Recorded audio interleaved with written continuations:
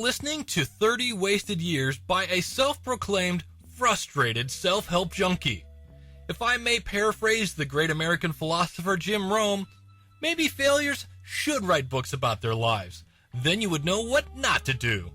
After spending 30 years of immersing himself in the industry's books, audios, CDs, and programs and not receiving the success he has dreamed of, Jeff Grundy introduces 30 Wasted Years, a podcasting mastermind.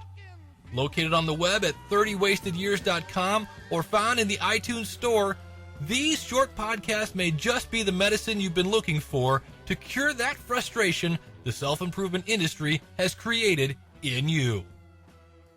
Hello, and welcome to issue 2 of 30 Wasted Days. I must admit this is kind of scary. It's only the second podcast, and my mind is like going overtime. We came up with the idea that possibly the self-help industry is a ripoff, that they take all this money, $6 billion a year, and so few people get what they really want. Although many do, it's still a minority. So our questions we're looking to answer here, and you as the guest I'm hoping are going to get involved also, is it a scam? Or is it something else? Is it us personally? One thing we brought up last week was maybe each person needs to do it in a different way. And so one teacher may say this is the way, and yet it has nothing to do with the individual. Yet 7 teachers down the road, they finally get the right teacher, they match, and it works. And it's an expensive way to go if you have to just keep buying and buying and buying stuff till you finally find the one that works.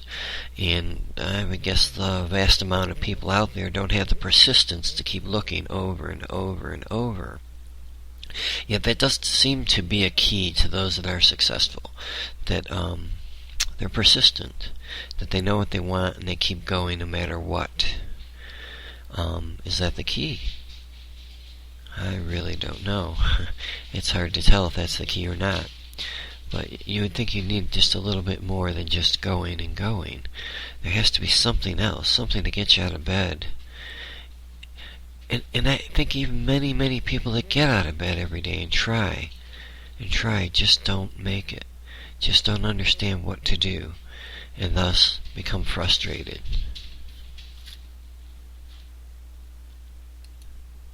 And I hope I'm not scaring some people out there, but I've spent since the last podcast several days thinking about myself and where my frustrations come from and where the industry has failed me, and then the idea becomes up, well, maybe the industry didn't fail me, maybe I failed myself, maybe I don't have the self-motivation it takes.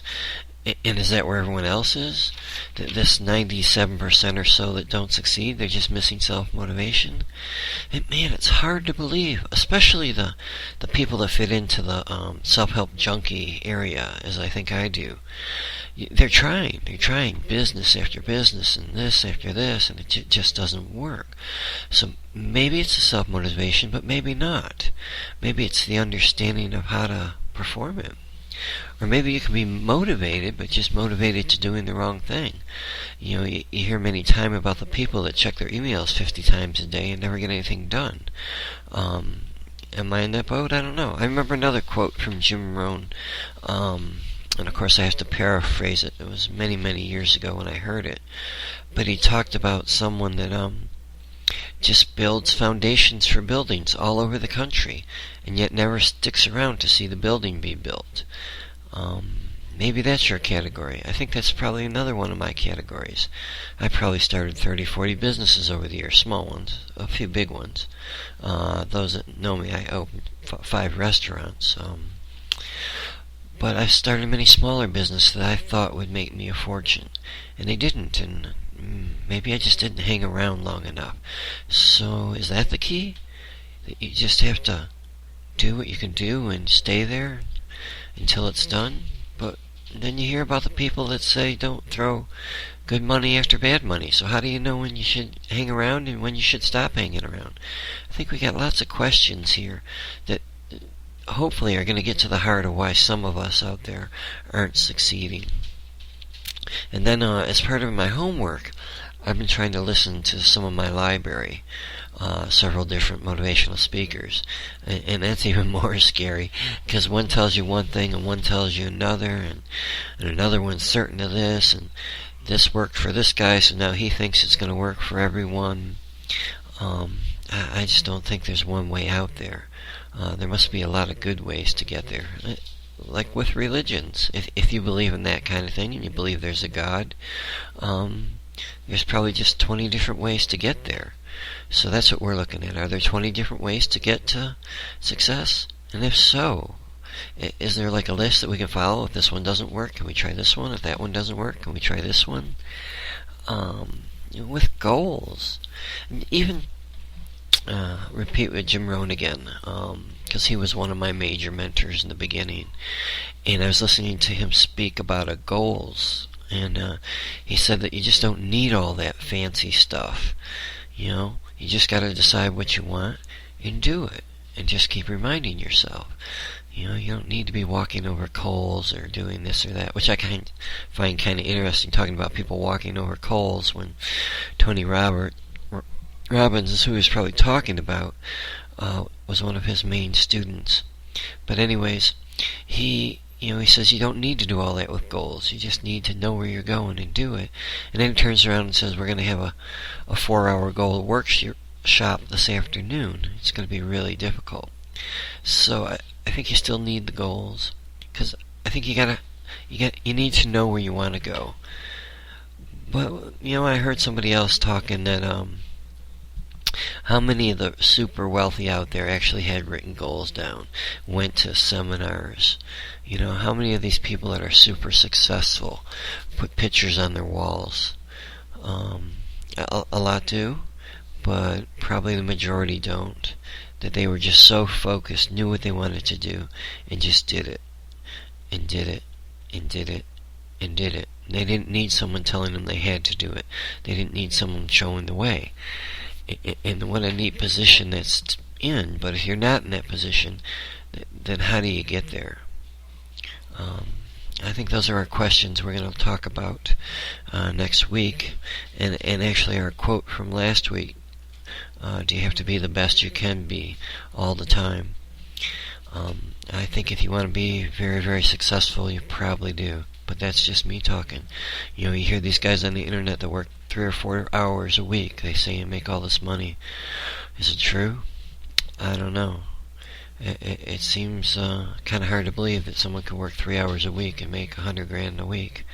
But maybe it is true. And maybe there's a key there. I'd sure like to hear some of your comments. Let's go back to a quote. See, this one's on conflict. It says, the most dramatic conflicts are perhaps those that take place not between man, but between a man and himself, where the arena of conflict is a solitary mind. And that's by Clark, and I don't know how to say his last name, Moustakas. Pretty interesting. And I gotta believe this is true for almost everyone, that it's in our mind where that war is. What do we do? How do we do it? What do we do next? Do we stick with it? Do we try something new? Are we not motivated enough? Are we too motivated that we're not spending time with our family? Let's all talk about it. Let's come out with a happy medium. This is my second podcast, and I'm certainly happy to say I picked up a subscriber on the first one. Pick up a few more here, and we're going to grow. And in 6 months, we're going to have ourselves quite a mastermind and hopefully help quite a few people. Thank you again for coming, listening, and together, let's get rid of those wasted years. Thank you for listening to this edition of 30 Wasted Years. Please join in and become part of the mastermind by leaving your comments and questions at 30wastedyears.com. You can email us at jeff@30wastedyears.com or call toll-free 866-647-1848. Skywriting and yelling from the tops of tall buildings are also accepted forms of communicating, of course, depending on the wind direction and local laws. We look forward to you being part of the next 30 Wasted Years podcast, and let's get together and put an end to those wasted years.